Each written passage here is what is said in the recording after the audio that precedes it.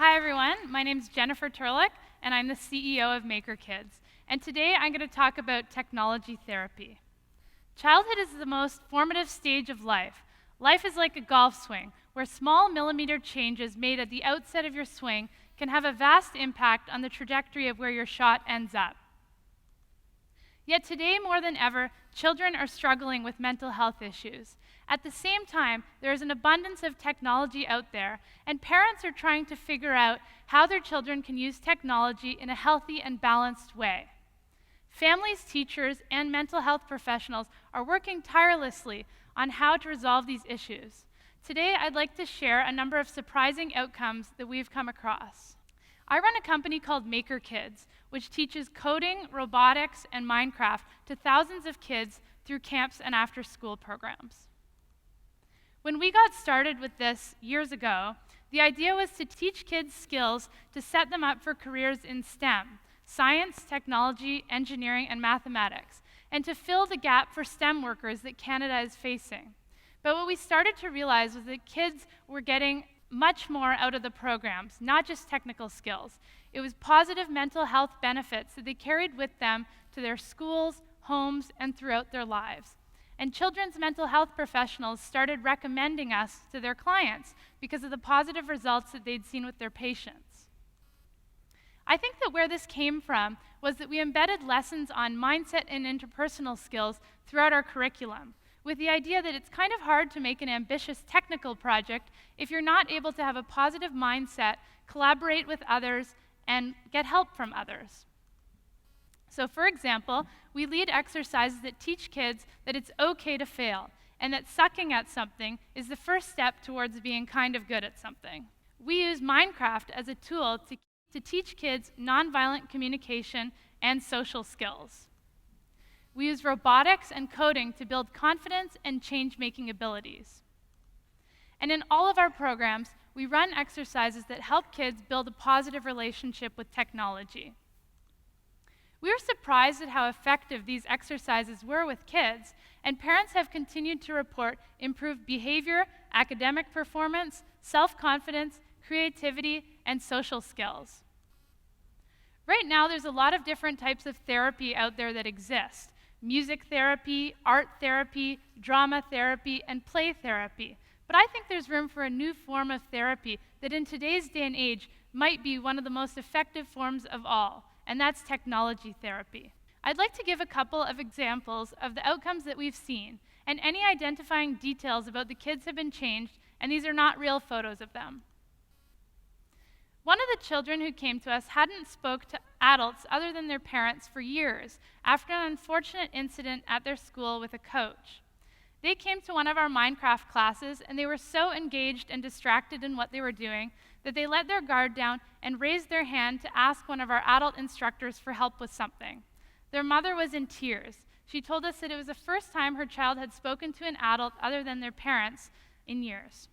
Another child who is on the autism spectrum had never been able to attend a camp or after-school program because he found it very anxiety-provoking to be in an environment like that.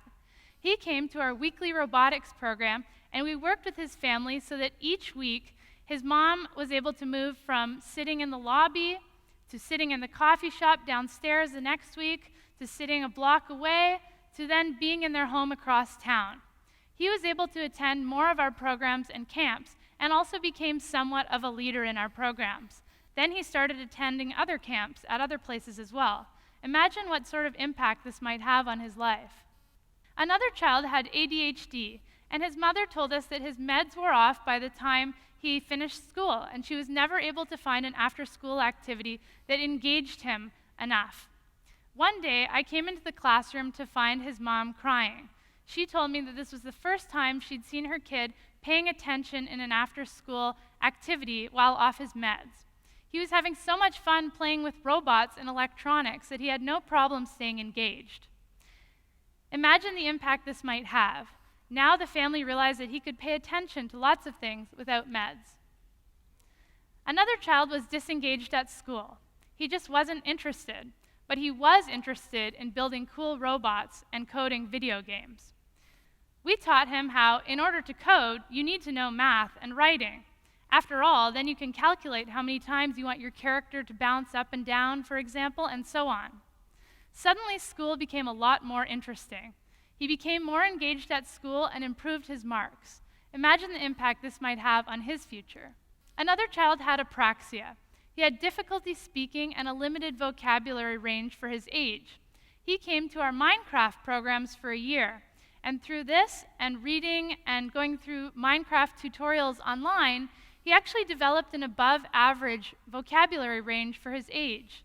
Imagine how this could change his life. Now I'd like to share some numeric outcomes with you. In recent surveys, parents have reported the following results after their child participated in a Maker Kids program.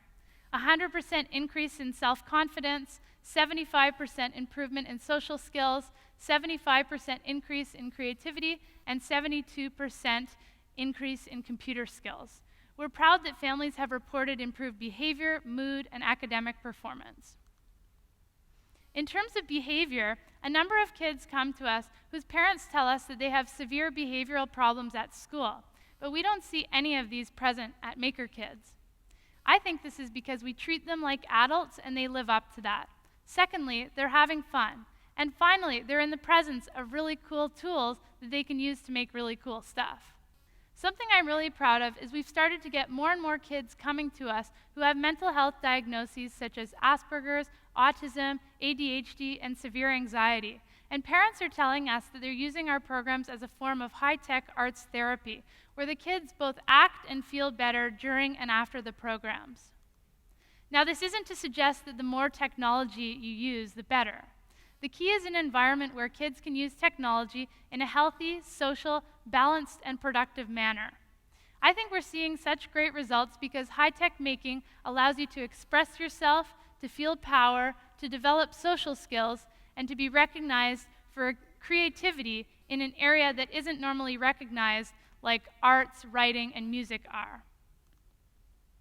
Some key principles that we follow and that I'd like to leave you with are the following. It's okay to fail, learn by doing, and celebrate making, not just what you've made. In conclusion, I'd like to invite you to consider not just art therapy or music therapy, but also technology therapy, and imagine how this might impact our lives in the future. Thank you.